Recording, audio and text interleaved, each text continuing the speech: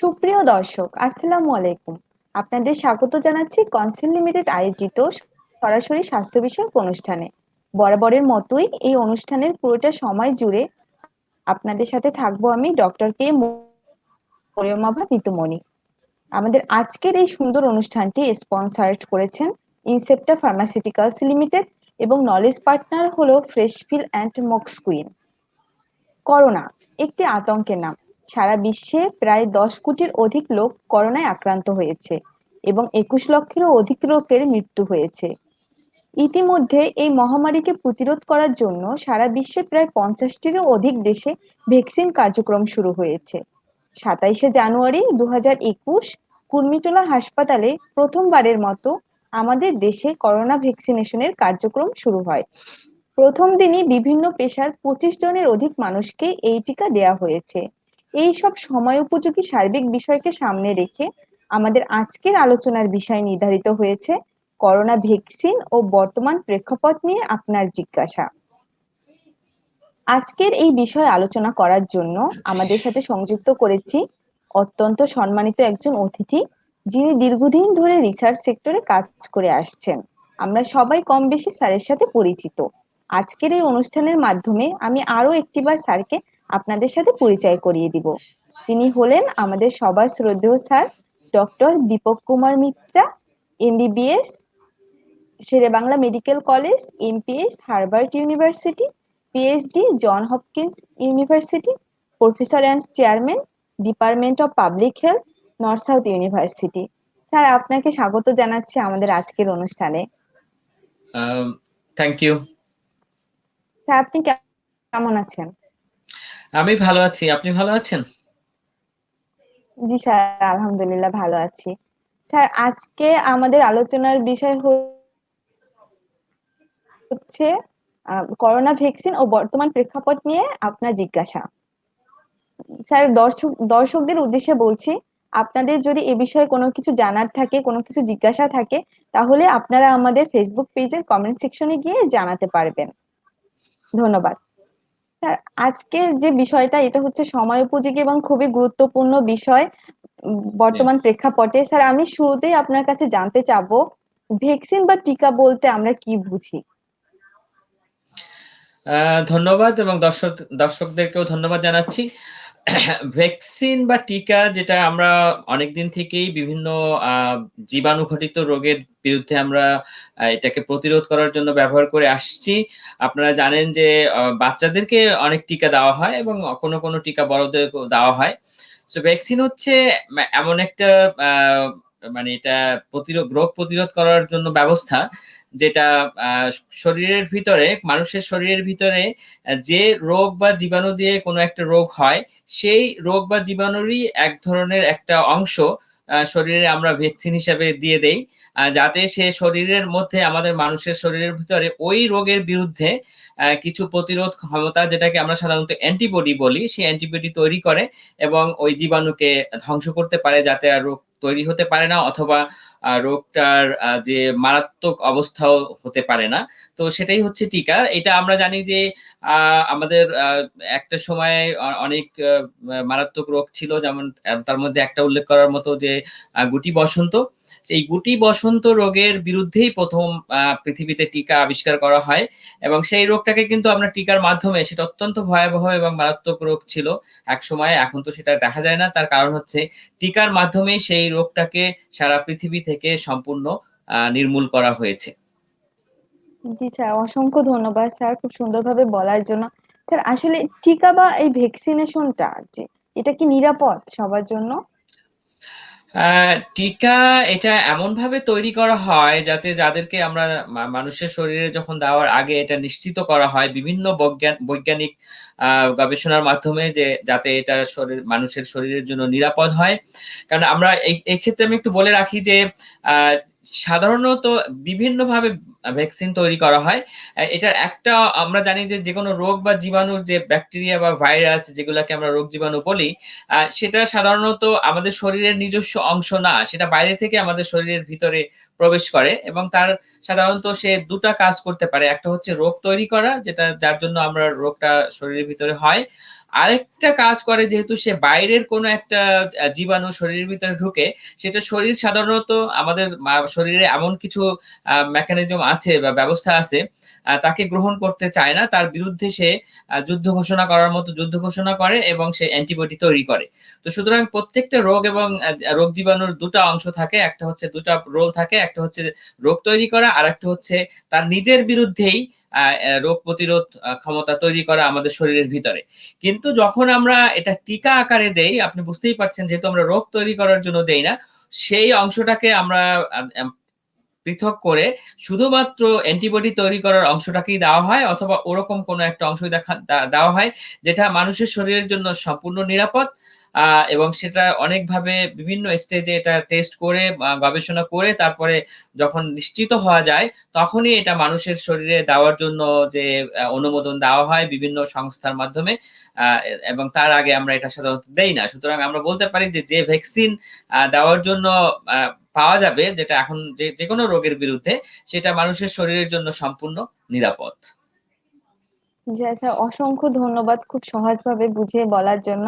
Sir আপনি ধাপগুলোর কথা বলছিলেন, অনেক টেস্ট গুলোর কথা বলছিলেন। স্যার আপনি যদি স্যার একটু সহজ করে আমাদেরকে বুঝিয়ে বলেন যে ভ্যাকসিন তৈরির ধাপগুলো কি কি? ভ্যাকসিন আমি আগেই বলেছিলাম যে বিভিন্ন আ ভাবে ভ্যাকসিন তৈরি করার জন্য আ যে ইনগ্রেডিয়েন্ট বা যে জিনিসটা নেওয়া হয়, সেটা কখনো, কখনো ওই ভাইরাস বা ব্যাকটেরিয়ার শরীরের একটা অংশ। সেটা পুরো অংশটাও অনেক সময় নেওয়া হয়, বা অল্প একটু অংশ নেওয়া হয়। কিন্তু যে স্টেজ গুলা করা হয়, ১ম এ আমরা সাধারণত মানব শরীরে বা মানুষের শরীরে এটা পরীক্ষা করা হয় না।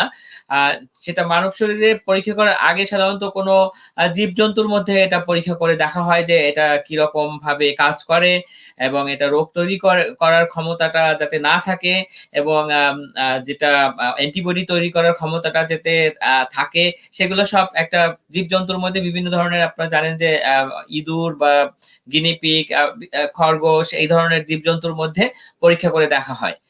এবং সেটাকে আমরা সাধারণত বলি যে মানুষের শরীরের আগে এটাকে আমাদের গবেষণার ভাষায় আমরা বলি যে প্রি ক্লিনিক্যাল ফেজ।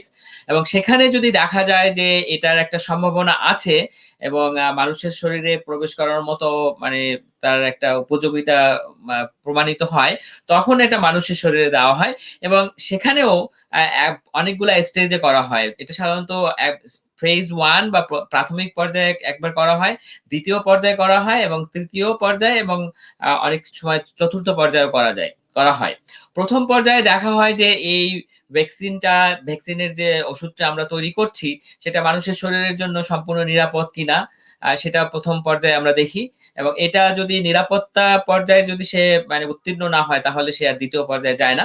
এবং ২য় পর্যায়ে দেখা যায় যে যে কারণে আমরা দিচ্ছি, তার মানে হচ্ছে ওই রোগের বিরুদ্ধে সে রোগ প্রতিরোধ ক্ষমতা তৈরি করবে। তার মানে হচ্ছে অ্যান্টিবডি তৈরি করবে। সেটা সে সঠিক পরিমাণে তৈরি করতে পারছে কিনা, সেটা আমরা দেখি।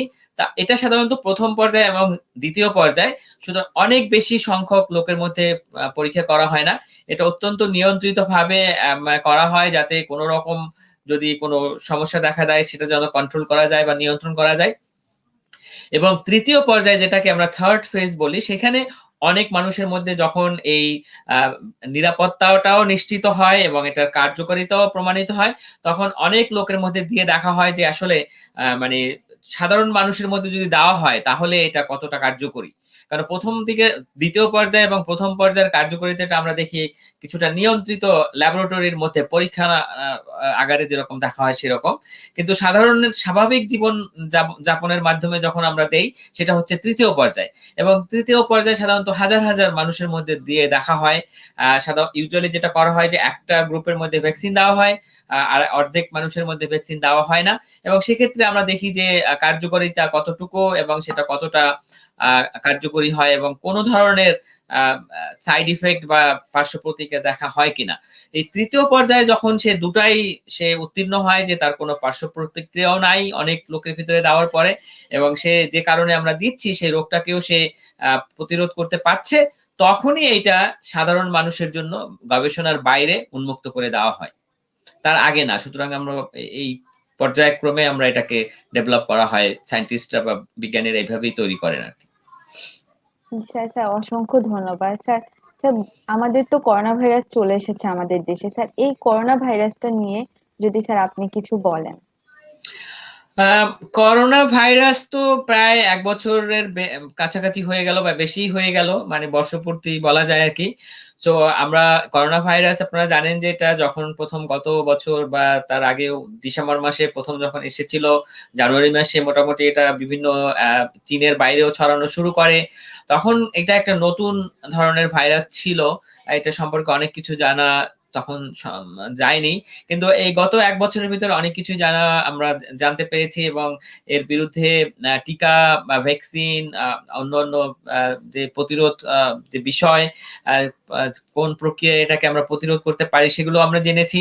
আ সো করোনা ভাইরাস সম্পর্কে যদি আমি বলি, এটা একটি বিশেষ ধরনের ভাইরাস যেটা সাধারণত এটার মানে যে প্রজাতি সেটা হচ্ছে যে আমাদের যে সাধারণত ঠান্ডা জ্বর যে সমস্ত হয়, কমন কোল্ড যেটাকে আমরা বলি, সেটার জন্য যে ধরনের ভাইরাস রেসপন্সিবল বা ভাইরাস দায়ী, ওটারই ওই ধরনেরই এক ধরনের ভাইরাস। কিন্তু এটা একটু বেশি মারাত্মক এবং আপনারা সবাই সারা পৃথিবীর সবাই ইতিমধ্যে অভিজ্ঞতা অর্জন করেছে যে এটা যথেষ্ট মারাত্মক এবং এটার যে ছড়ানোর ব্যাপারটাও অনেক বেশি এবং এটার মৃত্যুর হারও অনেক বেশি। তো সেজন্য আমরা এটাকে করোনা ভাইরাসের অন্যান্য ভাইরাস থেকে এটা একটু বেশি মারাত্মক সেটাই আমরা বলতে পারি। বাট এখন আমরা তো অনেকটা যে পর্যায়ে এসেছি, এখনো যে পুরোপুরি নিয়ন্ত্রণ হয়েছে সারা পৃথিবীতে আমরা বলব না। কিন্তু বিভিন্নভাবে আমরা দেখা যাচ্ছে যে একটা মানে নিয়ন্ত্রণের পর্যায়ে চলে আসছে অনেক দেশেই। কিন্তু কোনো দেশ হয়তো সব দেশে একই রকম ভাবে এটা নিয়ন্ত্রিত হয়নি। বাট আমরা বিভিন্ন পর্যায়ে বিভিন্ন দেশে বিভিন্ন কারণে দেখতে পাচ্ছি যে নিয়ন্ত্রণের যে মাত্রা একেক দেশে একেক রকম। আ এবং আমরা অনেক কিছুই বাই দিস টাইম জেনেছি। আচ্ছা স্যার, অসংখ্য ধন্যবাদ স্যার। স্যার, আমরা দর্শক গ্যালারি থেকে কোশ্চেন নিব। ফেরদৌস হাসান ফিরোজ জানতে চেয়েছেন, অ্যাজমা রোগী এবং ডায়াবেটিকস রোগীদের জন্য এই ভ্যাকসিন কতটা কার্যকর এবং কি কি অসুবিধা হতে পারে? আম এই ভ্যাকসিন আসলে যাদের কোনো অন্য ধরনের রোগ আছে comorbidities যেটা হচ্ছে ডায়াবেটিস বা আ উচ্চ রক্তচাপ বা অ্যাজমা, এইসব রোগের জন্য এটার কোনো রকমের দেওয়া যাবে না এরকম কিছু নাই। এটা যেকোনো রোগ যদি থাকে সেটা দেওয়া যায়। আ তবে যদি কিছু ক্ষেত্রে যদি বিশেষ ধরনের কোনো অ্যালার্জি থাকে, তাহলে সেক্ষেত্রে হয়তো এটা তাদের জন্য একটু বিশেষভাবে আম আ ন ফোকাস করা উচিত। তো আমি সেক্ষেত্রে বলব যে আপনারা আপনাদের যে ডাক্তারের সাথে যোগাযোগ করে নিবেন। যিনি আপনার ফিজিশিয়ান, যিনি আপনার রোগের চিকিৎসা করেন, তার সাথে মতামত নিয়ে তারপর আপনার ভ্যাকসিন দিবেন। কিন্তু সাধারণত কোনো comorbidities থাকলে সেটা ভ্যাকসিন নেওয়ার ক্ষেত্রে কোনো বাধা নেই। আচ্ছা স্যার, অসংখ্য ধন্যবাদ স্যার।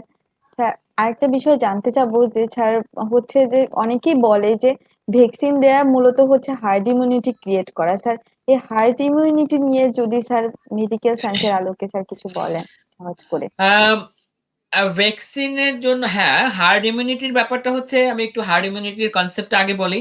হার্ড ইমিউনিটি হচ্ছে এটা আমরা যেন জানি যে ভ্যাকসিন দিলে আমরা ব্যক্তিগতভাবে সুরক্ষা অর্জন করতে পারি।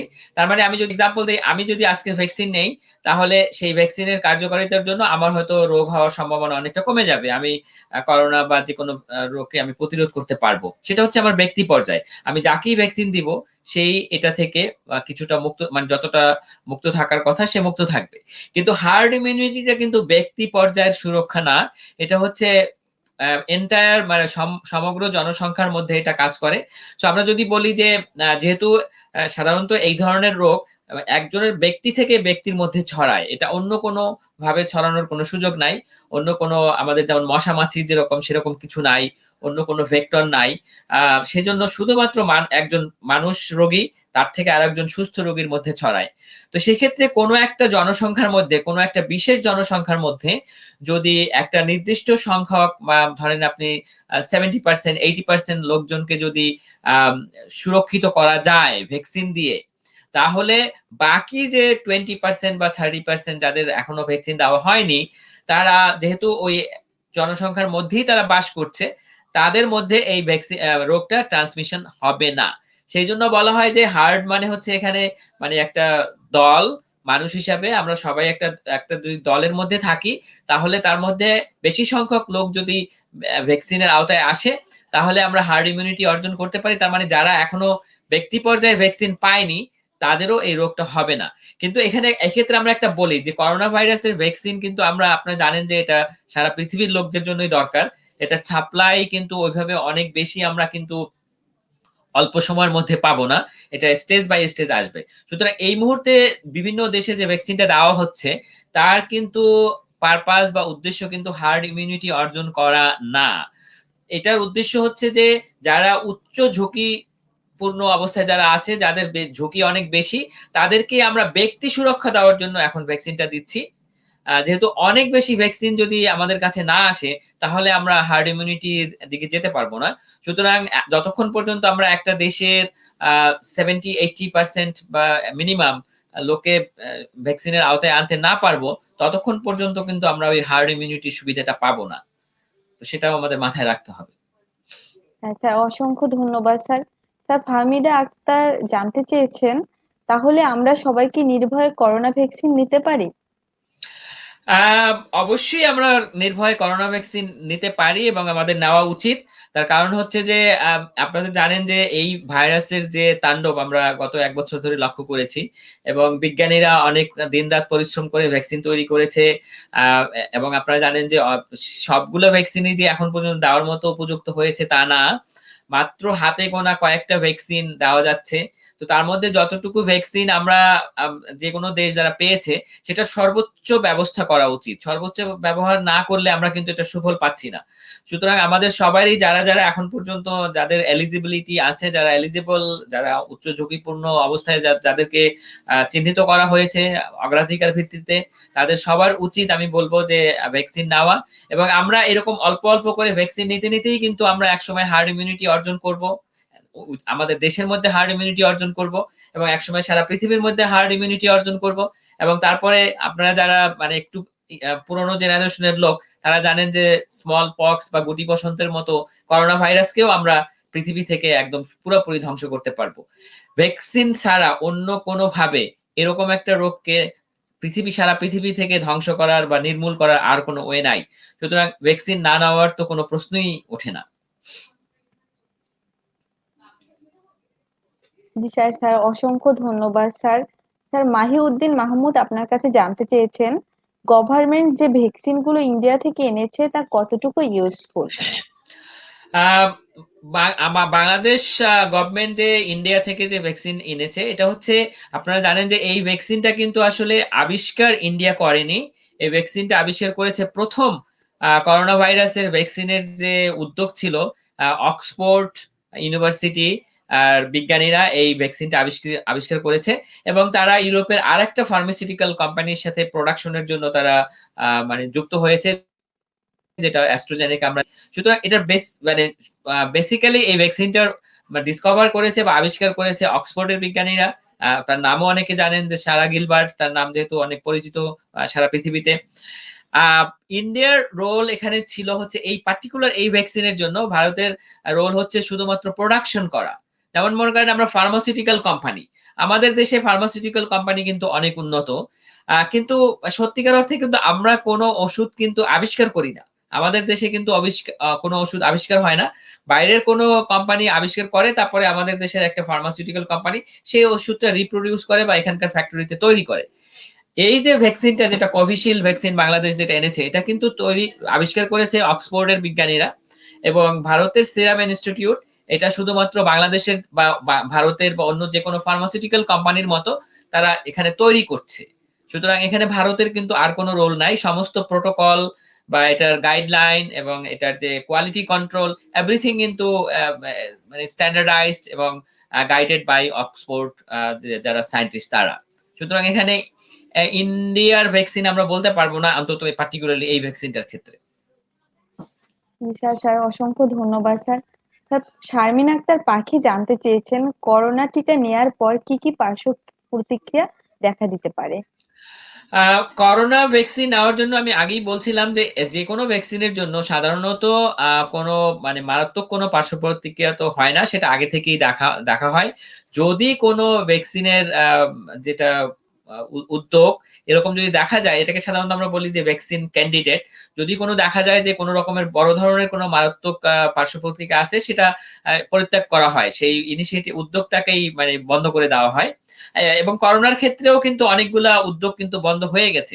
আমরা হয়তো যেটা মানে সামনে এসছে, মানে সবকিছু উত্তীর্ণ হয়ে বাজারজাত হয়েছে বা তৈরি হচ্ছে সেগুলো সম্পর্কেই জানি। কিন্তু এর বাইরেও কিন্তু অনেক উদ্যোগ সেটা কিন্তু বন্ধ হয়ে গেছে, যেহেতু কোনো না কোনোভাবে সে উত্তীর্ণ হতে পারেনি। পার্শ্ব প্রতিক্রিয়ার জন্য হোক, অথবা সে আমাদের যে রোগ প্রতিরোধ ক্ষমতা তৈরি করার আ ক্ষেত্রেই হোক। তো সেক্ষেত্রে পার্শ্ব প্রতিক্রিয়ার যে যদি কোনোটা থাকেও সেটা খুবই সামান্য, এবং আপনারা জানেন যেকোনো ওষুধ বা যেকোনো ভ্যাকসিন এর কিন্তু কিছু সামান্য পার্শ্ব প্রতিক্রিয়া বা সাইড ইফেক্ট সবসময়ই থাকে। অল্প স্বল্প, এটা একদম পার্শ্ব প্রতিক্রিয়া 0 বা 0 এরকম কোনো ভ্যাকসিন বা এরকম কোনো ওষুধ কিন্তু পৃথিবীতে কখনোই তৈরি হয় না। তো সেক্ষেত্রে আমাদের ভ্যাকসিন, করোনা ভাইরাসের ভ্যাকসিনেরও কিছু পার্শ্ব প্রতিক্রিয়া আছে, বাট সেটা খুবই সামান্য। যেমন হয়তো আপনি যেখানে ভ্যাকসিন দিলেন সেখানে একটু পেইন হবে, হয়তো একটু রিঅ্যাকশনের জন্য সামান্য একটু জ্বর হতে পারে, আ এইটুকুই। বাট কখনো হয়তো দেখা যেতে পারে যে খুবই মানে এটা খুবই রেয়ার কোনো ক্ষেত্রে যদি কোনো অ্যালার্জিক রিঅ্যাকশন কারো থাকে, সেটা সেক্ষেত্রে হয়তো একটু এর থেকে বেশি মানে সাইড ইফেক্ট হতে পারে। সেক্ষেত্রে আপনারা যখনই ভ্যাকসিন নিবেন, তখন আপনার যদি কোনো অ্যালার্জিক হিস্ট্রি থাকে, সেটা বলবেন ডাক্তারকে, বা ওখানে যারা ভ্যাকসিন দিবে তাদেরকে বলতে হবে। তাহলে তারা হয়তো আপনাকে বিশেষভাবে মানে পরীক্ষা-নিরীক্ষা করবেন। বাট সাধারণত মানে এই ভ্যাকসিনের কোনো মারাত্মক কোনো পার্শ্ব প্রতিক্রিয়া নাই, এই জ্বর বা ব্যথা এগুলা ছাড়া। জি স্যার, স্যার অসংখ্য ধন্যবাদ স্যার। স্যার করোনা ভ্যাকসিনের ডোজ নিয়ে স্যার যদি কিছু বলেন আমাদেরকে।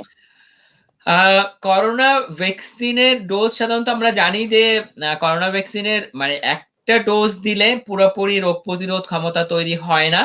এবং আরেকটা জিনিস হচ্ছে যে আমরা যখন ১ম একজন একটা ডোজ নেয়, ডোজ নিলেই কিন্তু তার পরের দিন থেকেই কিন্তু সে যে সম্পূর্ণ তার রোগ প্রতিরোধ ক্ষমতা তৈরি হয়ে গেছে তাও কিন্তু না। তাকে কিছুদিন সময় দিতে হবে। কারণ শরীরের ভিতরে সে ঢুকবে, তারপরে সে শরীরের যে সমস্ত সিস্টেম আছে সেটাকে সে সিগনাল দিবে।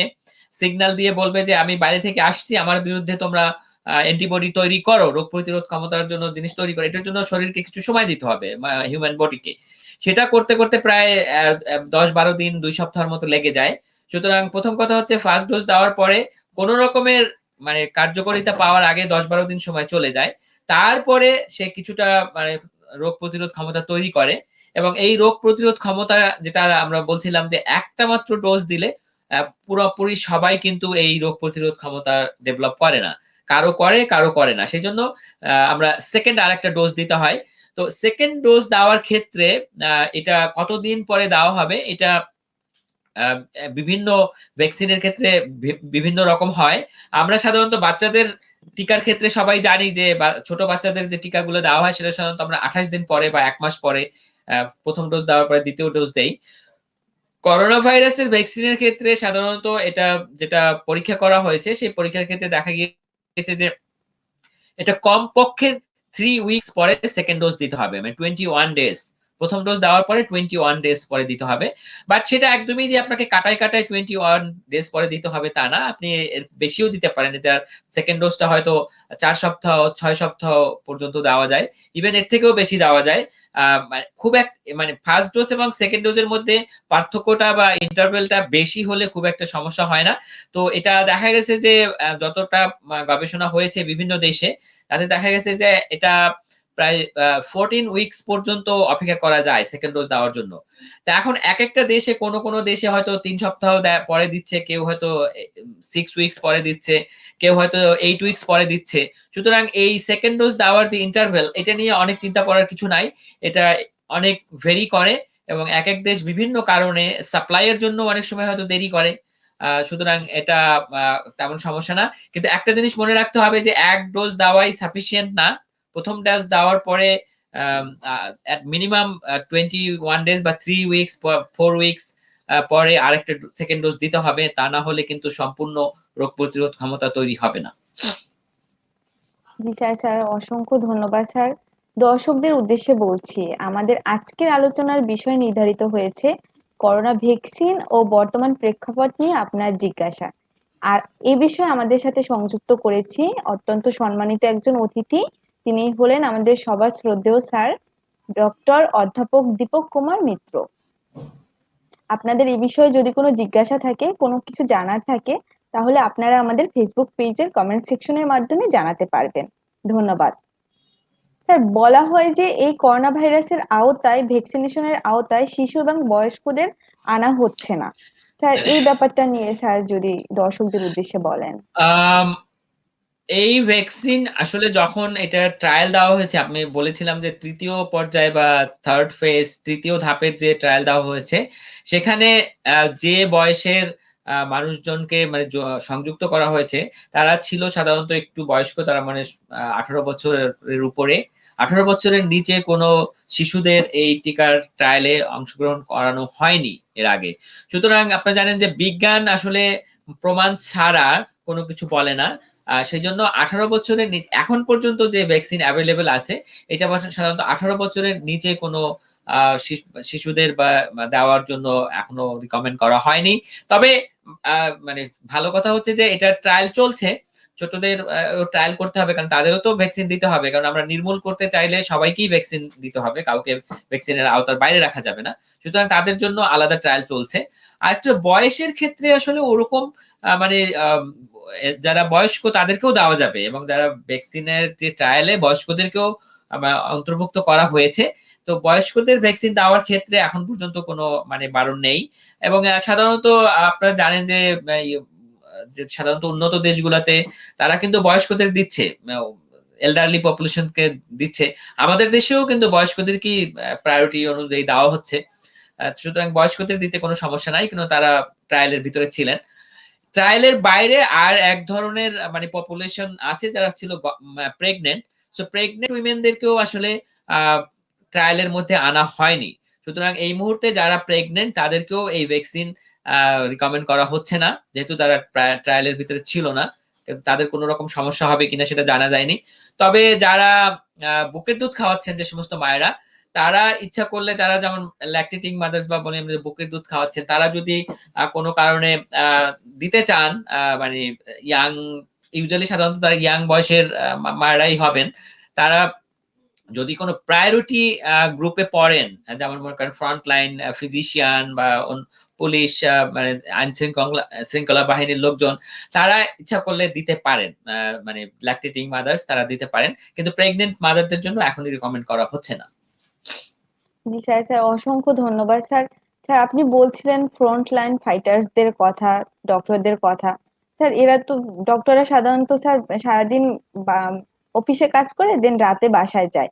সেক্ষেত্রে স্যার পরিবারের সবারকেই করোনা ভ্যাকসিন নেওয়াটা দরকার? হ্যাঁ, ইটস এ গুরুত্বপূর্ণ কোয়েশ্চেন। তার কারণ হচ্ছে যে আমরা জানি যে আমি আগেই বলেছিলাম যে ভ্যাকসিন আমরা দিচ্ছি আসলে এই ১ম ফেজে যাদেরকে দেওয়া হচ্ছে। কারণ আমাদের প্রয়োজনের তুলনায় আমাদের ভ্যাকসিনের সংখ্যা কম। সেজন্য এখন দেওয়া হচ্ছে ব্যক্তিগত সুরক্ষার জন্য। যে সমস্ত ব্যক্তি কোনো এক ধরনের উচ্চ ঝুঁকিপূর্ণ কোনো পেশায় জড়িত আছে, যেমন ফিজিশিয়ান বা অন্য যাদের কথা বললেন, তাদেরকে দেওয়া হচ্ছে। কিন্তু তাদের সাথে যারা ফ্যামিলিতে যারা এল্ডারলি পপুলেশন আছে, যারা 55 অ্যান্ড অ্যাবভ, আপনারা জানেন যে বাংলাদেশে 55 অ্যান্ড অ্যাবভ যারা আছে তাদেরকেও অগ্রাধিকার তালিকাভুক্ত করা হয়েছে এবং তাদেরকেও দেওয়া হচ্ছে। সুতরাং পরিবারে যারা ৫৫ বছরের বয়সের বেশি বয়স্ক সদস্য যারা আছেন, তারাও কিন্তু প্রায়োরিটি লিস্টে এসে যাচ্ছেন।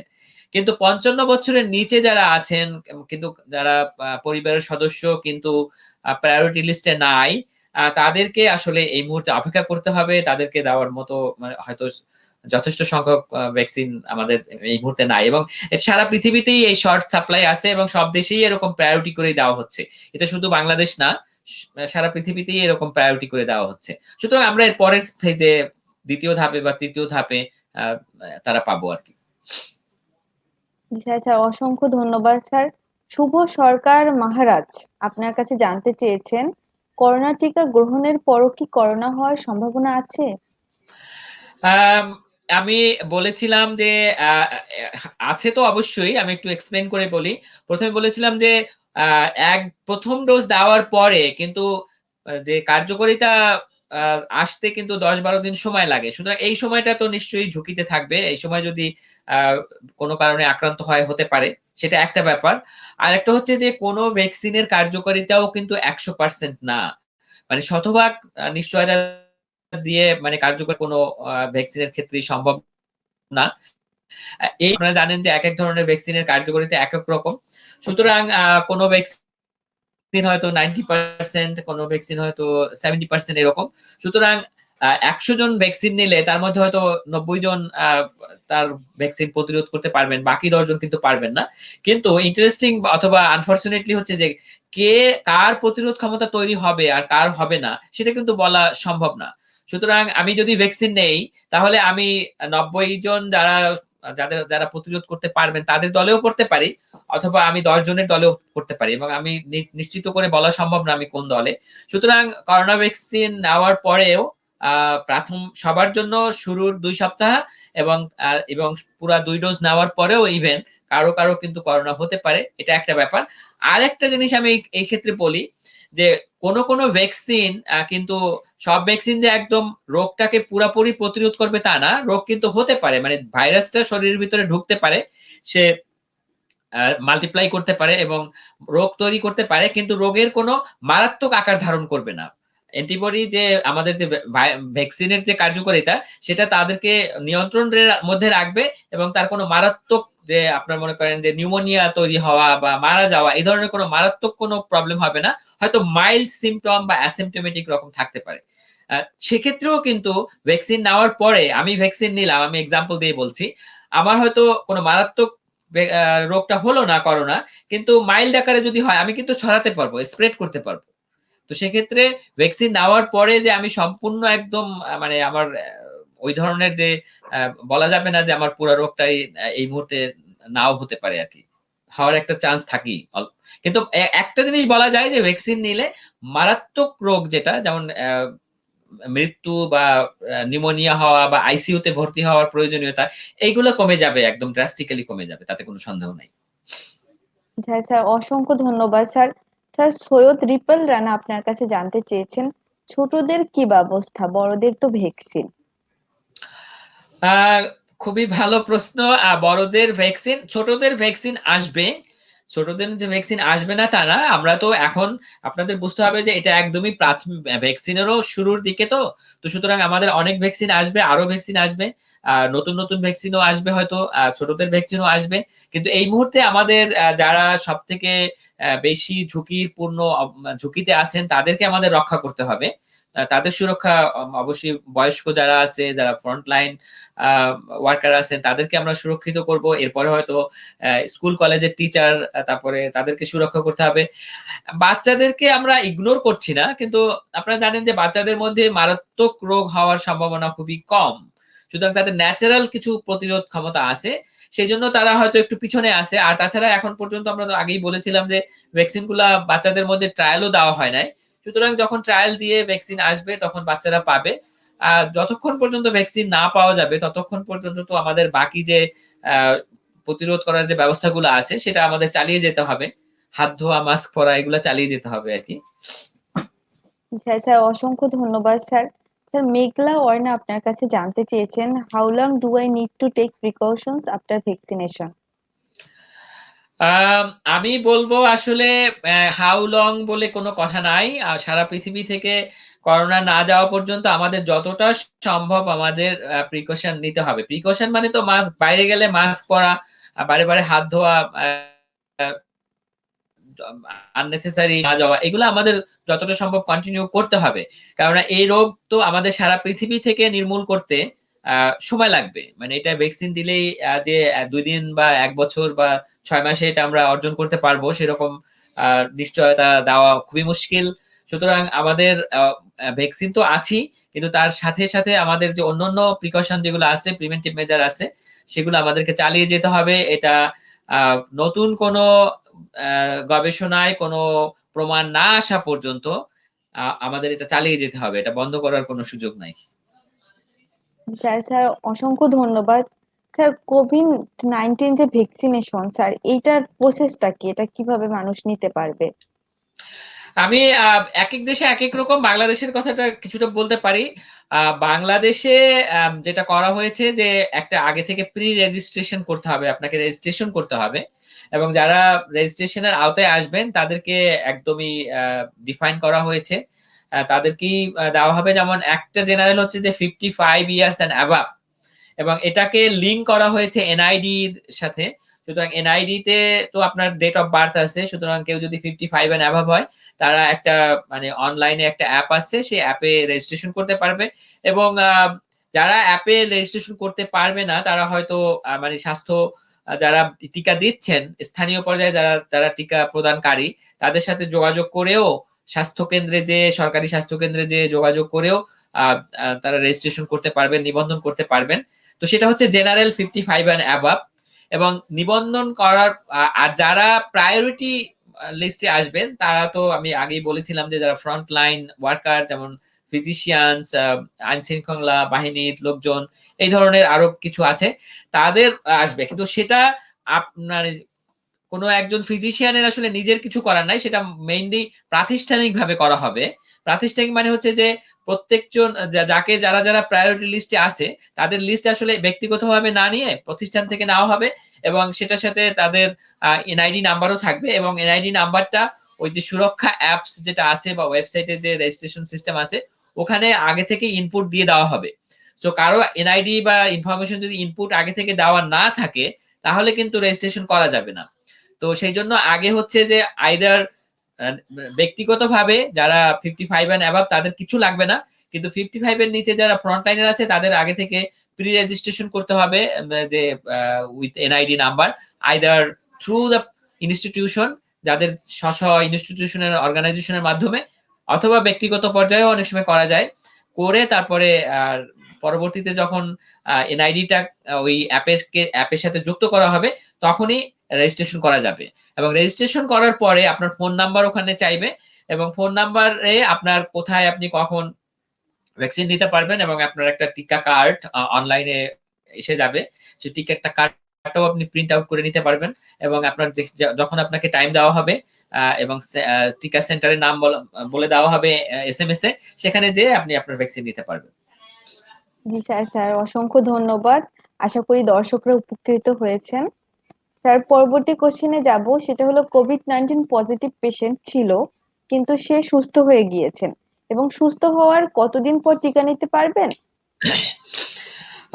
কোভিড-19 হওয়ার পরে যদি সে সুস্থ হয়ে যায় সে টিকা নিতে পারবে, অবশ্যই সে টিকা নিতে পারবে। কারণ এখানে সাধারণত আমাদের যে ন্যাচারালি যদি কোনো ডিজিজ হয় করোনা, সেক্ষেত্রে কিছু ইমিউনিটি ডেভেলপ করে কিন্তু সেটা অনেকদিন ধরে থাকে না, সুতরাং তারা ভ্যাকসিন নিতে পারবে।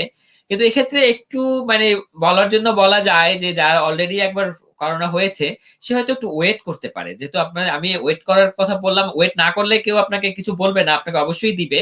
কিন্তু ওয়েট করার কথাটা বললাম যেহেতু আমাদের টিকার শর্ট সাপ্লাই আছে, আপনি চাইলে 2-3 মাস 6 মাস ওয়েট করে ভ্যাকসিনটা নিতে পারেন।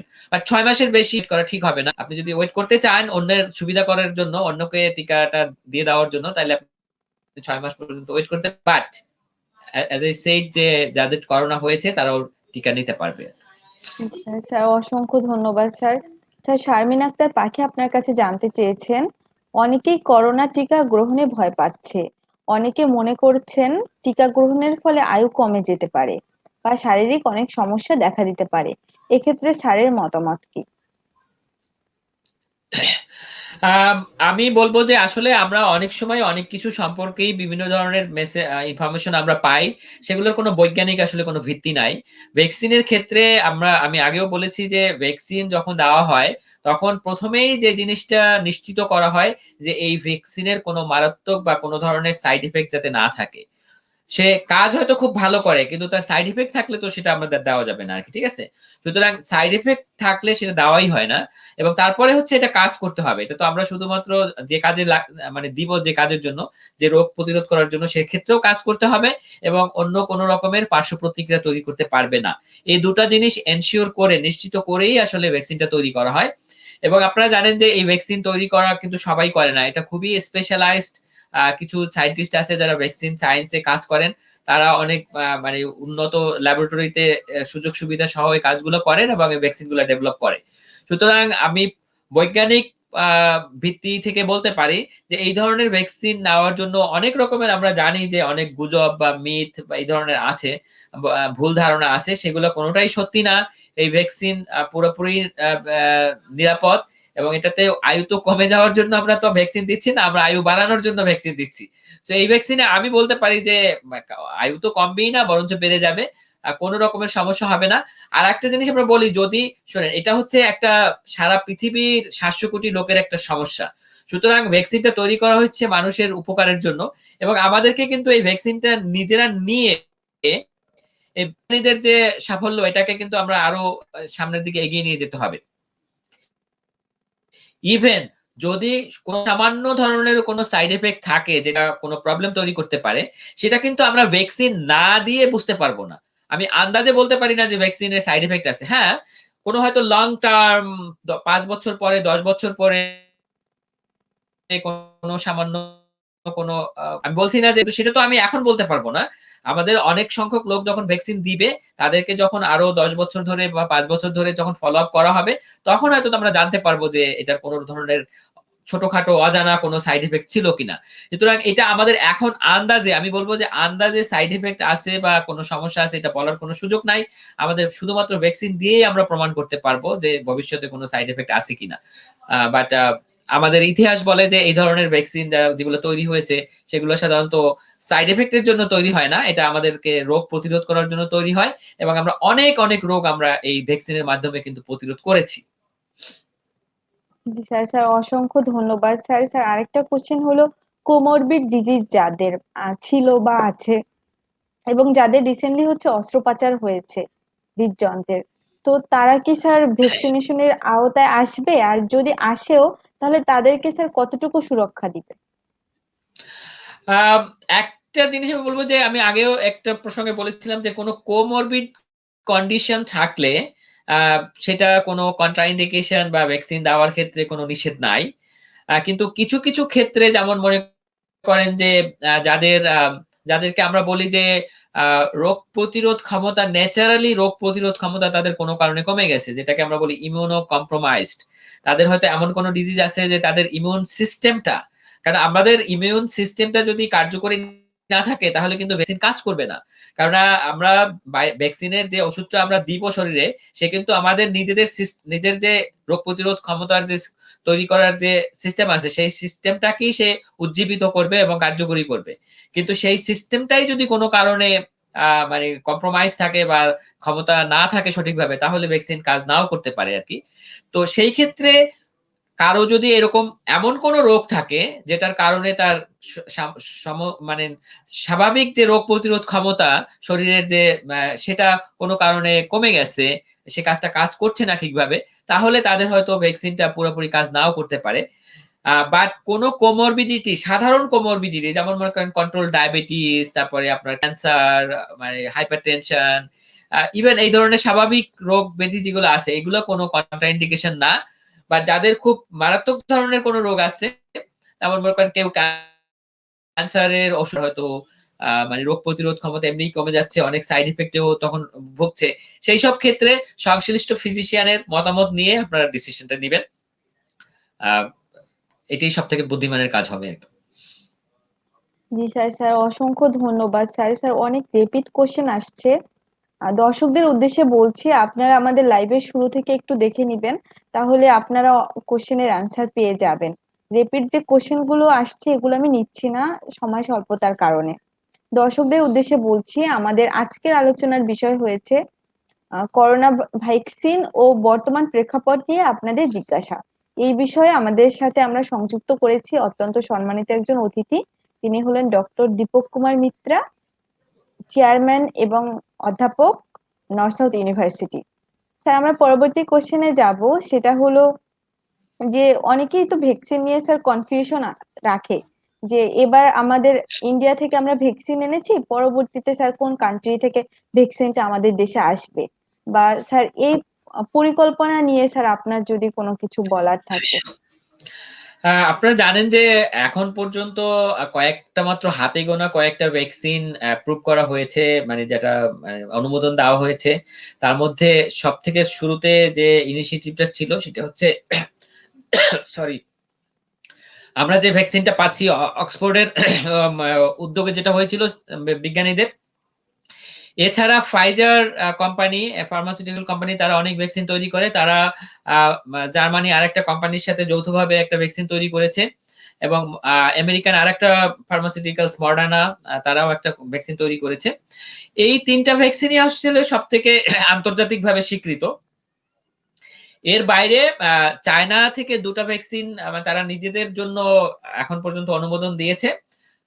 আর রাশিয়ার একটা ভ্যাকসিনও তারা শুধুমাত্র নিজেদের জন্য অনুমোদন দিয়েছে, আন্তর্জাতিকভাবে স্বীকৃত এখনো হয়নি সেইভাবে। আর তাছাড়া ভেরি রিসেন্টলি জনসন অ্যান্ড জনসনের একটা ভ্যাকসিন এবং নোভোভ্যাক ফার্মাসিউটিক্যাল কোম্পানির আরেকটা ভ্যাকসিনও মানে কেবল মানে অনুমোদনের অপেক্ষায় আছে বা অনুমোদন হয়েছে। এখনো পর্যন্ত ওরকম মানে ওই পর্যায়ে আসেনি। সুতরাং বাকি ৩টা ভ্যাকসিন নিয়ে আমরা আসলে কথা বলছি। বাকিগুলোর নিয়ে কথা বলার মতো এখনো সময় হয়নি। তো এই ৩টা ভ্যাকসিনের মধ্যে ফাইজার এবং মডার্নার যে ভ্যাকসিন, এই দুটার যে বৈজ্ঞানিক প্রক্রিয়া এটা একটু ডিফারেন্ট, এবং এটার সংরক্ষণেরও ব্যাপারটা একটু ডিফারেন্ট। এটা সংরক্ষণ করার জন্য আসলে আমাদের খুবই মানে কোল্ড অবস্থায় রাখতে হয়, -80°C রাখতে হয়। বাই দিস টাইমে আপনারা হয়তো অনেকেই জানেন। এবং এই -80°C তাপমাত্রায় রাখার জন্য যে পরিকাঠামো দরকার হয়, বা সেটা আসলে পৃথিবীর অনেক দেশেরই নাই, অনেক ধনী দেশেরও নাই, রিচ কান্ট্রিরও নাই, বাংলাদেশেরও ওইভাবে বলা যাবে না যে এই মুহূর্তে আছে। কিন্তু অ্যাস্ট্রাজেনিকার ভ্যাকসিনটার সুবিধাটা হচ্ছে যেটা ভ্যাকসিন হিসাবেও ভালো, এবং এটা সংরক্ষণও সাধারণ রেফ্রিজারেটর যে তাপমাত্রা 2 ডিগ্রি থেকে 8°C তাপমাত্রায় সংরক্ষণ করা যায়, এবং এই ক্ষেত্রে পৃথিবীর বেশিরভাগ দেশই এই সক্ষমতা আছে। কারণ আপনারা জানেন যে ইপিআই এর যে টিকাগুলো রাখা হয় এটা এই তাপমাত্রায় রাখা হয়। সুতরাং সেই সক্ষমতা সারা দেশব্যাপী আছে। এখন যদি আপনি বলেন যে হয়তো আ মা ওরকম ভাবে সারা দেশব্যাপী আ অনেক দেশেরই এই -80 পরিকাঠামো নাই। তো সেইজন্য আমরা বলব যে আমাদের বাংলাদেশের কথা যদি আমরা চিন্তা করি, বাংলাদেশের জন্য এখন এই মুহূর্তে এখন পর্যন্ত সবথেকে ভালো অপশন হচ্ছে অক্সফোর্ডের যে ভ্যাকসিন সেটাই নেওয়া, এবং সেটাই আমরা বাংলাদেশে আনছে। এবং আমার মনে করি যে অল্টারনেটিভলি আমরা আমাদের যদি ক্যাপাসিটি বাড়াতে পারি, এবং প্রোডাকশনের একটা ব্যাপার আছে। সব আমরা চাইলেই কিন্তু কোনো কোম্পানি আমাদেরকে দিতে পারবে না। কারণ এটা আপনারা জানেন যে প্রোডাকশন ক্যাপাসিটির উপর ডিপেন্ড করে। তো সেক্ষেত্রে হয়তো আমরা অন্য ভ্যাকসিন গুলো আনতে পারি। তবে নতুন ভ্যাকসিন যেগুলো আসছে তার মধ্যে ভালো খবর হচ্ছে নতুন ভ্যাকসিনের মধ্যেও অনেকগুলো ভ্যাকসিনই হবে যে সেগুলো হয়তো -80 লাগবে না। সাধারণ রেফ্রিজারেশনের মাধ্যমে রাখা যাবে। তো সেই ভ্যাকসিন গুলাও আমরা হয়তো টার্গেট করতে পারবো এরপরে। ডিপেন্ড করবে কোন ভ্যাকসিন আসে, কোন দেশ থেকে আনবো। এই মুহূর্তে হয়তো কিছু ভ্যাকসিন আমরা তো যদি আমরা -80 জোগাড় করতে পারি তাহলে হয়তো ফাইজার মডার্নার জন্য আনতে পারি। বাট অ্যানাদার প্রবলেম হচ্ছে যে তাদের যে পরিমাণে ডিমান্ড, তাতে আমরা আমাদের এই মুহূর্তে আমরা তাদের ডিমান্ড প্লেস করলেও আমরা পাবো কিনা সন্দেহ আছে। সুতরাং এটা সময় বলে দিবে যে আমরা এরপরে কোন ভ্যাকসিন গুলা আমরা আনতে পারবো। ভ্যাকসিনের অ্যাভেইলেবিলিটি এবং আমাদের মানে পরিকাঠামো এর উপরে ডিপেন্ড করবে যে আমরা কোন ভ্যাকসিন কখন আনতে পারবো। জি স্যার, অসংখ্য ধন্যবাদ স্যার। স্যার, রাকিব শেখ আপনার কাছে জানতে চেয়েছেন, কোভিড টিকা গ্রহণকারীও কি ভাইরাস ছড়াতে পারে? কোভিড গ্রহণকারী ব্যক্তির যদি খুবই মানে একদম মাইল্ড লেভেলের বা কোনো সিম্পটম উপসর্গবিহীন যদি আ সংক্রমণ হয়, তাহলে সে ছড়াতে পারে। অবশ্যই ছড়াতে পারবে। কারণ আমরা বলেছি ভ্যাকসিন কিন্তু সবসময় যে রোগটা হওয়া থেকে বিরত করতে পারবে একদম, সেটা নাও হতে পারে ১ম দিকে। হয়তো হতে পারে যে তার মানে মারাত্মক আকার ধারণ করবে না। তো সেটাই আমাদের জন্য আসলে বড় পাওয়া। কারণ হয়তো সামান্য সর্দি মানে কমন কোল্ড এর মতো, সাধারণ সর্দি কাশির মতো যদি কোনো কিছু হয়ও, তাহলে সে কোনো খারাপ কিছু হলো না। সেটাই আমরা চাই। কিন্তু সমস্যাটা হলো যে তার ভেতরে যদি জীবাণু অল্প পরিমাণও থাকে, সেটা কিন্তু সে হাঁচি কাশির মাধ্যমে ছড়াতে পারবে। সেজন্য ভ্যাকসিন নেওয়ার পরেও একেবারে যে ছড়াতে পারবে না এটা আমরা গ্যারান্টি দিয়ে বলতে পারি না। ছড়ানোর সম্ভাবনা আছে। সেজন্য আমরা বারে বলি যে ভ্যাকসিন নেওয়ার পরেও আমাদের যে স্বাভাবিক যে সাধারণ আ প্রতিরোধের যে ব্যবস্থাগুলো আছে সেগুলো আমাদের কন্টিনিউ করতে হবে। স্যার, অসংখ্য ধন্যবাদ। দর্শক, আপনারা বুঝেই গেছেন যে করোনা ভ্যাকসিনেশনের পরেও আমাদের সবার স্বাস্থ্যবিধি মেনে চলতে হবে, এছাড়া আমাদের কোনো উপায় নেই। স্যার, পরবর্তী কোশ্চেনে যাব, সেটা হলো স্যার, করোনার নতুন ধরন নিয়ে আমরা সবাই এখন অনেক বেশি চিন্তিত। স্যার, আমি আপনার কাছে জানতে চাইবো যে করোনার যে নতুন ধরনটা ধরা পড়েছে, সেটা কি আমাদের আগের টেস্টের মাধ্যমেই ধরা পড়েছে, না এজন্য কোনো নতুন টেস্ট এসেছে? আপনি কোয়েশ্চেনটা খুব ভালো করেছেন। আমি খুব সংক্ষেপে উত্তর দিতে পারবো। এই আ নতুন স্ট্রেন গুলো আসলে আগের টেস্টেই ধরা পড়েছে। তো সুতরাং এক্ষেত্রে মানে ওই সন্দেহ করার কিছু নাই যে আমরা আগের টেস্ট এখন পর্যন্ত যে টেস্ট আছে সেই টেস্টেরই আছে। আপনারা জানেন যে করোনা টেস্ট করার জন্য অনেকগুলো পদ্ধতি আছে। অনেকগুলো না হলেও একাধিক আছে। তার মধ্যে সবথেকে নির্ভরযোগ্য হচ্ছে যেটাকে আমরা বলি RT-PCR, আমাদের বাংলাদেশেও যেটার উপরে করা হয়। এই RT-PCR টা অনেকটা মা অনেক ধরনের করোনা ভাইরাসই ডিটেক্ট করতে পারে এবং এই যে নতুন ধরনের যেটা ইউকে তে বা সাউথ আফ্রিকাতে পাওয়া গেছে স্ট্রেন, এটা কিন্তু এই এক্সিস্টিং যে আমাদের যে বর্তমান যে RT-PCR টেস্ট আছে, সেই টেস্টের মাধ্যমেই ধরা পড়েছে। স্যার, স্যার অসংখ্য ধন্যবাদ স্যার। এই যে করোনার যে নতুন ধরনটা আসলো স্যার, এই আমরা যে ভ্যাকসিন নিব স্যার, এই এই যে ভ্যাকসিনটা, সেটা কি স্যার সেম ভাবে সুরক্ষা দিতে পারবে এই নতুন ধরনটাকে? এটা খুবই একটা মানে কমপ্লিকেটেড কোয়েশ্চেন। আপাতত এটা একটু উত্তর দিতে আমাকে একটু সময় লাগবে। তো একটা কথা হচ্ছে যে এখন পর্যন্ত আমরা যে ভ্যাকসিন গুলো আছে, সেই ভ্যাকসিন গুলো সম্পর্কে আমরা যতটা সায়েন্টিফিক রিপোর্ট পেয়েছি বা আমরা প্রমাণ পাবলিশড হয়েছে, তাতে দেখা যাচ্ছে যে এই নতুন ধরনের স্ট্রেইন ভালোভাবেই এটা আ আ প্রতিরোধ ক্ষমতা আওতায় আসবে। সুতরাং এটা নিয়ে কোনো অরিড হওয়ার এখন পর্যন্ত নাই। কিন্তু আরেকটা ব্যাপার হচ্ছে যে ভাইরাস কিন্তু এই যে নতুন ধরন এটা কিন্তু বন্ধ হবে না। কিন্তু আমরা যেটাকে বলি ভাইরাস চেঞ্জ হয়, নিজেকে সে পরিবর্তন করে যেটাকে সায়েন্সের ভাষায় বলা হয় মিউটেশন। এই মিউটেশন কিন্তু হতেই থাকতে পারে। এবং এই মিউটেশন যত হবে একটা সময় পরে সে হয়তো আমাদের ভ্যাকসিনের বাইরে চলে যেতে পারে আরকি। এখন পর্যন্ত যতগুলো ভ্যাকসিন আছে সেই ভ্যাকসিন গুলার যারা প্রোডিউসার তারা কিন্তু নিশ্চিত করেছেন যে তাদের আম আ ভ্যাকসিনে এটা প্রতিরোধ করবে। তবে কার্যকারিতা কোনো ক্ষেত্রে এটা আসলে যেহেতু কমপ্লিকেটেড ব্যাপার, কোনো ক্ষেত্রে কার্যকারিতাটা একটু কম হতে পারে। সামান্য হয়তো কম হতে পারে। কিন্তু হবে। কিন্তু ভবিষ্যতের জন্য বলা যায় না যে একটা সময় হয়তো হতে পারে যে মিউটেশন হতে একদম এত বেশি মিউটেশন হয়ে গেল যে হয়তো ভ্যাকসিনে কাজ করল না। তখন হয়তো নতুন ভ্যাকসিন তৈরি করতে হবে। তো একটা জিনিস আপনাদেরকে আমি বলতে পারি যে যারা শুনছেন যে এটা নিয়ে অরিড হওয়ার কিছু নাই।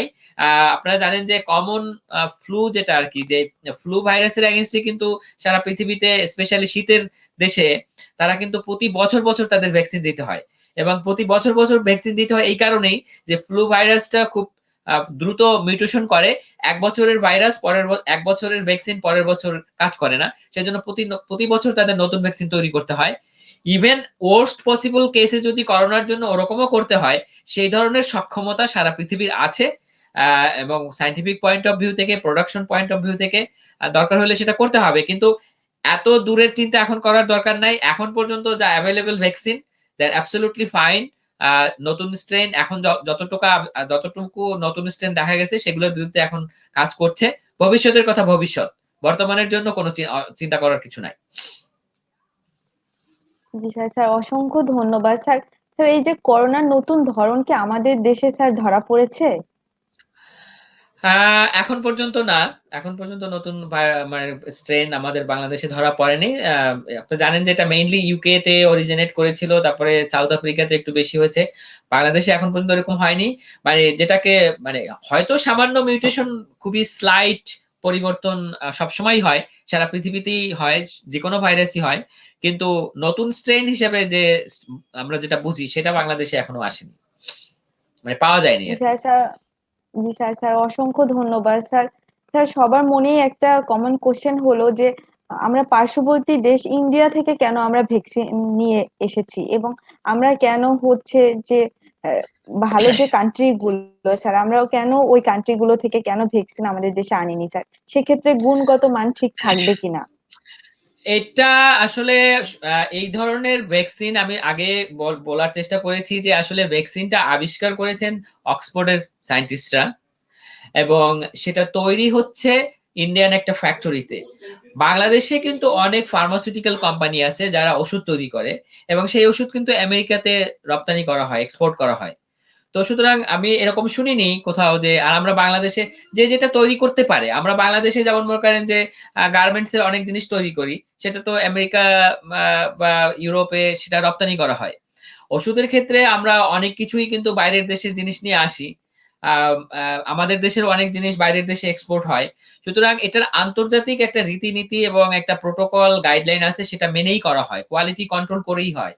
কোন দেশে তৈরি হলো সেটার থেকেও বড় কথা হচ্ছে যে জিনিসটা কি। তো এটা হচ্ছে জিনিস মানে ভ্যাকসিনটা হচ্ছে অক্সফোর্ডের ভ্যাকসিন, তৈরি হয়েছে ইন্ডিয়ার একটা কোম্পানিতে। এবং আপনাদের অনেকেই হয়তো আপনারা জানেন যে যে কোম্পানিটিতে তৈরি হচ্ছে, সেরাম ইনস্টিটিউট হচ্ছে সারা পৃথিবীর মধ্যে সর্ববৃহৎ ভ্যাকসিন উৎপাদনকারী ফ্যাক্টরি বা কোম্পানি। এবং এই মানে সিরাম ইনস্টিটিউটের যে কোম্পানির যে ভ্যাকসিন, সেটা শুধুমাত্র তারা তো করোনা ভ্যাকসিন তৈরি করে না, এর আগে যত রকমের ভ্যাকসিন আছে সব ধরনের ভ্যাকসিনই তারা উৎপাদন করে এবং তারা উন্নত দেশে এবং উন্নয়নশীল দেশে সমস্ত পৃথিবীর সমস্ত দেশেই তারা সেখান থেকে ভ্যাকসিন নেয়। সুতরাং শুধু করোনা ভ্যাকসিন তৈরি করার জন্য কোনো একটা মানে ম্যানুফ্যাকচারের দিকে মানে দিক নির্দেশ করাটা আমি মনে করি কোনো কিছু না। কারণ হয়তো আমাদের বাংলাদেশের অনেক এর আগেরও ভ্যাকসিন হয়তো মানে মেড ইন ইন্ডিয়া বা সিরাম ইনস্টিটিউটের ভ্যাকসিন আসে, সেটা নিয়ে হয়তো আমরা ভেবে চিন্তা করিনি। কিন্তু আরেকটা জিনিস আমি বলি যে সিরাম ইনস্টিটিউট শুধুমাত্র বাংলাদেশের জন্য ভ্যাকসিন তৈরি করছে না, সারা পৃথিবীর জন্যই ভ্যাকসিন তৈরি করছে। এবং WHO স্বীকৃত একটা ভ্যাকসিন উৎপাদনকারী সংস্থা হচ্ছে সিরাম ইনস্টিটিউট। এবং আপনারা জানেন যে WHO যে একটা ইনিশিয়েটিভ আছে, যারা সাধারণত উন্নয়নশীল দেশের জন্য তারা একটা বিনা পয়সায় ভ্যাকসিন দেওয়ার জন্য তারা একটা উদ্যোগ নিয়েছে, যেখানে Bill and Melinda Gates foundation এবং অন্য যারা দাতা সংস্থা আছে তারাও সাহায্য করবে। এবং তারা যারা নিজেদের পয়সায় ভ্যাকসিন কেনার হয়তো সক্ষমতা নাই, তাদেরকে এই ইনিশিয়েটিভের মাধ্যমে ভ্যাকসিন দেওয়া হবে। সেই WHO যে কোভ্যাক্স যে ইনিশিয়েটিভ বা উদ্যোগ, সেটারও ভ্যাকসিন কিন্তু সিরাম ইনস্টিটিউট বা ইন্ডিয়ান সেই কোম্পানি তৈরি করবে। সুতরাং এটা WHO অনুমোদিত, এটা অক্সফোর্ড যারা তৈরি করেছে সায়েন্টিস্টরা তাদের অনুমোদিত এবং আন্তর্জাতিক রীতিনীতি প্রোটোকল মেনেই ভ্যাকসিন তৈরি করছে। সুতরাং আমার মনে হয় যে সে বিষয়ে আমাদের কোনো সন্দেহ করার মতো তেমন কিছু নেই। স্যার স্যার অসংখ্য ধন্যবাদ স্যার। স্যার আপনি গর্ভবতী মায়েরা এবং বাচ্চাদের স্যার এক্ষেত্রে স্যার আমরা কিভাবে করোনাকালীন সময় তাদেরকে সুরক্ষা দিব, যেহেতু তারা আমাদের এই ভ্যাকসিনেশনের আওতায় আসছে না? দ্যাটস রাইট যে এখন পর্যন্ত আমাদের গর্ভবতী মায়েদের ব্যাপারে কোনো ট্রায়াল হয়নি, কোনো গবেষণা হয়নি, সেজন্য তাদেরকে এই মুহূর্তে ভ্যাকসিনের আওতায় আনা যাচ্ছে না। তো তাদেরকে এবং বাচ্চাদেরও শিশুদের ক্ষেত্রে 18 বছরের নিচের বয়সী তাদের জন্য এটা কোনো ট্রায়াল হয়নি, তাদেরকেও আমরা এই ভ্যাকসিন দিতে পারছি না। বাট তাদের জন্য ট্রায়াল হবে। আমরা যথাসময়ে তাদের জন্য মানে সেফ নিরাপদ ভ্যাকসিন আমরা পেয়ে যাব, তখনই আমরা দিতে পারবো। সো আপনারা এখানেই দেখতে পাচ্ছেন যে অনেক সময় আপনারা যে ভ্যাকসিন যে সায়েন্টিফিক্যালি এটা দেওয়া হয়, যে যাদের যে সমস্ত বয়সের মানুষের মধ্যে টেস্ট করা হয়েছে শুধু তাদের জন্যই রিকমেন্ড করা হয়েছে, তাদের বাইরে কিন্তু করা হয়নি।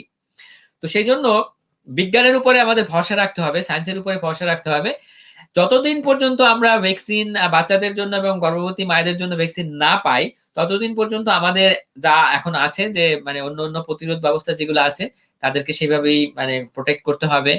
মাস্ক, বাইরে গেলে মাস্ক পরা অথবা হাত ধোয়া, এগুলোই আমাদের কন্টিনিউ করতে হবে। আম এবং হোপফুলি আমাদের মানে আমরা কিছুদিনের মধ্যেই হয়তো তাদের জন্য ভ্যাকসিন পেয়ে যাব। জি স্যার স্যার অসংখ্য অসংখ্য ধন্যবাদ স্যার। সময় স্বল্পতার কারণে আমরা অনুষ্ঠানের একেবারে শেষের দিকে। স্যার একদম পরিশেষে স্যার দর্শকদের উদ্দেশ্যে স্যার আপনি যদি কিছু বলেন। এতক্ষণ সবাই শোনার জন্য সবাইকে ধন্যবাদ। আর আমি সব শেষে যেটা বলবো যে আমাদের যে জনস্বাস্থ্য বিষয়ক যে ধরনের মানে প্রবলেম, কেননা করোনা ভাইরাস একটা সম্পূর্ণভাবে একটা পাবলিক হেলথ প্রবলেম, জনস্বাস্থ্যের প্রবলেম। এটার কোনো ট্রিটমেন্ট নাই, কোনো চিকিৎসা নাই। সুতরাং এখানে আন্তর্জাতিকভাবে এই ধরনের ক্ষেত্রে আন্তর্জাতিকভাবে যেমন WHO বা এই ধরনের আন্তর্জাতিক সংস্থা এবং যেকোনো দেশের যে স্বাস্থ্য বিভাগ যে ধরনের গাইডলাইন, পলিসি, নিয়ম কানুন আপনাদেরকে বলা হয়, সেগুলো আপনারা মেনে চলবেন সব ক্ষেত্রেই। কেননা বিশ্ব স্বাস্থ্য সংস্থা যখন কোনো পলিসি তৈরি করে তখন সারা পৃথিবীর জন্য, এবং সেটা কোনো একটা দেশ তার নিজের দেশের উপযোগী করে সেটাকে একটু মডিফাই করে তার দেশের জনগণের জন্য বলে। সুতরাং আপনারা স্বাস্থ্য বিভাগের এবং জনস্বাস্থ্য বিশেষজ্ঞ যারা আছেন তারা যে সমস্ত গাইডলাইন পরামর্শ আপনাদের দেন সেগুলো আপনারা মেনে চলবেন। তাহলে সেটা মাস্ক পরার ক্ষেত্রেই হোক, হাত ধোয়ার ক্ষেত্রেই হোক, অথবা ভ্যাকসিন নেওয়ার ক্ষেত্রেই হোক, আপনারা সেগুলা সবসময় মেনে চলবেন, যাতে আপনিও সুস্থ থাকবেন এবং আপনি সুস্থ থাকার ফলে অন্য আপনার যারা প্রতিবেশী, আপনার দেশের জনগণ এবং ইভেন সারা পৃথিবীর সমস্ত মানুষকে সুস্থ রাখার ক্ষেত্রে আপনি কিন্তু কন্ট্রিবিউট করতে পারছেন। আপনি এখানে কিন্তু যোগদান করতে পারছেন। সুতরাং সেটা আপনারা এই চিন্তা করে করবেন। এটাই আমার আপনাদের সবার কাছে অনুরোধ। স্যার স্যার অসংখ্য ধন্যবাদ, আপনি অনেক ব্যস্ত মানুষ, আপনার মূল্যবান সময় আমাদেরকে দেওয়ার জন্য। স্যার স্যার আপনি ভালো থাকবেন। আপনাকেও এবং ধন্যবাদ আমাকে আমন্ত্রণ জানানোর জন্য, এবং দর্শকদের আরো একবার ধন্যবাদ। স্যার স্যার আল্লাহ হাফেজ। ওকে, খোদা হাফেজ, গুড নাইট।